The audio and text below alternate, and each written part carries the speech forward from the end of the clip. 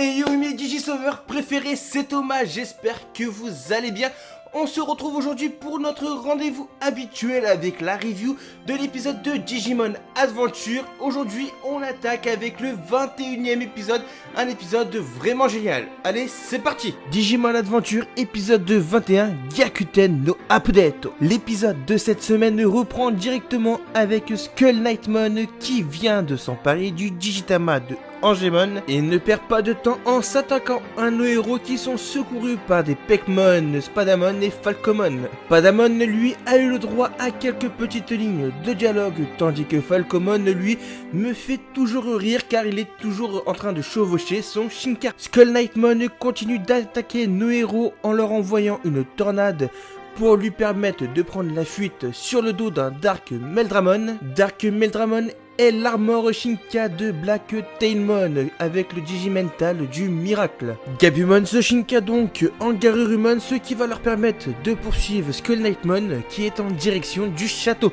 Et plus nos héros se rapprochant du château, plus le miasme noir devient boueux et dense. Une fois arrivés à destination, leur mission est de rentrer dans le château de Devimon et récupérer le Digitama. Mais Devimon leur envoie Splashmon qui sort du miasme noir. D'ailleurs, Splashmon est dans sa forme Darkness 2 et il est au level perfect.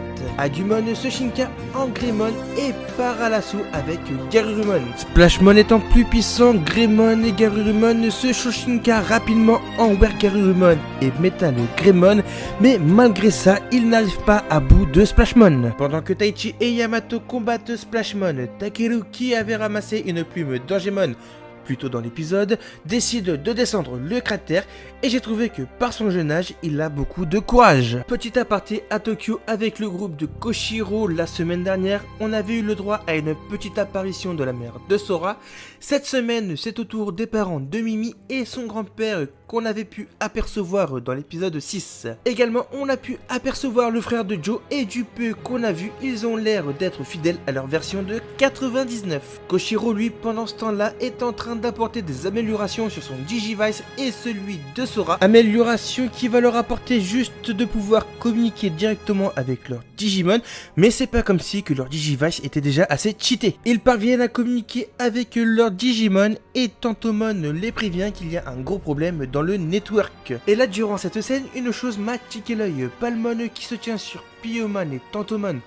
Alors ok, certes, elle ne s'est pas volée, donc c'est pour ça qu'elle se tient sur Piomon et Tantomon, mais pourquoi Palmon ne fait tout simplement pas comme Gomamon, car lui il avance bien tout seul. Et n'allez pas me dire dans les commentaires, lui c'est normal, il nage dans le network. Pour rappel, pour ceux qui ont vu les films Digimon, dernièrement d'ailleurs dans Kizuna, Agumon et Gabumon avancent très bien tout seul dans le network. Donc sachant que Gomamon, Piomon, Tantomon et Palmon sont dans le network, je ne trouve pas ça logique. Mais enfin bref, passons. Donc Tantomon les prévient qu'une attaque se prépare dans le network, une attaque orchestrée par Calamaramon qui avait été envoyée par Devimon dans l'épisode 19 si mes souvenirs sont bons. Attaque qui consiste de prendre le contrôle des systèmes des navires. D'ailleurs, Calamaramon est accompagné d'un Digimon qu'on avait vu dans l'épisode 1, Algomon sous sa forme de BB1. Retour dans le Digital World, le combat Metal Greymon, Wergarurumon contre Splashmon fait rage. Metal Greymon se fait contaminer par le miasme noir.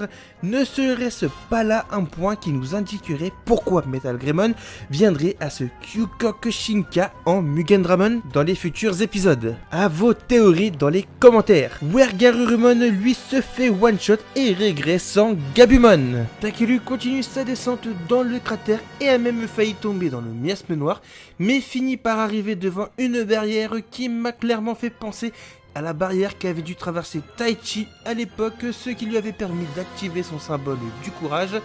Derrière cette barrière, un immense Digimon est retenu et cet immense Digimon est Eldoradimon.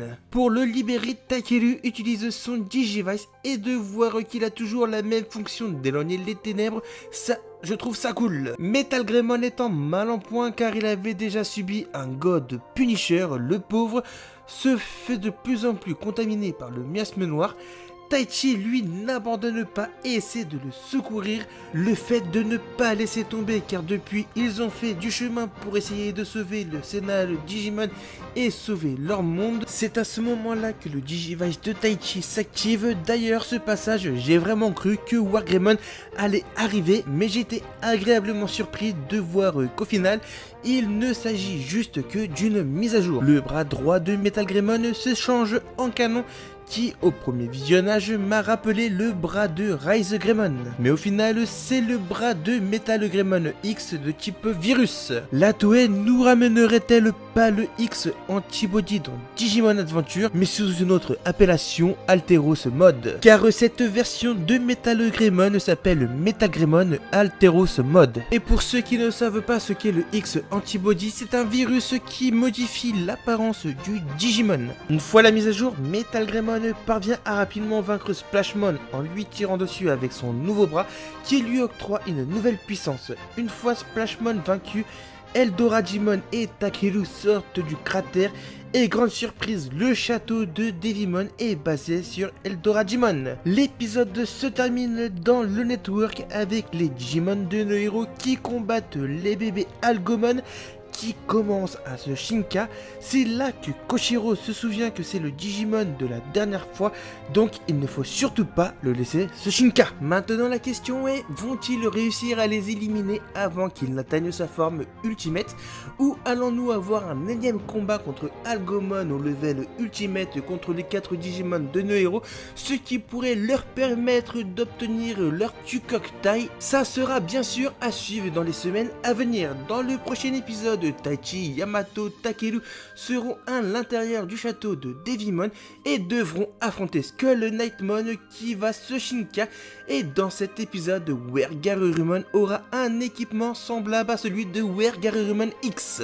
Pour conclure, j'ai vraiment trouvé cet épisode génial et on approche enfin du dernier acte de cet arc de Devimon. J'ai vraiment hâte de voir comment nos héros vont venir à bout de ce dernier, sachant que là, actuellement, Enjimon est à l'état de Digitama. La relation Yamato-Takeru est vraiment très bien, on ressent vraiment l'affection qu'a Yamato pour son petit frère. L'animation toujours aussi propre et assez dynamique dans l'ensemble, les BGM toujours aussi bien, je n'ai rien à dire sur les BGM.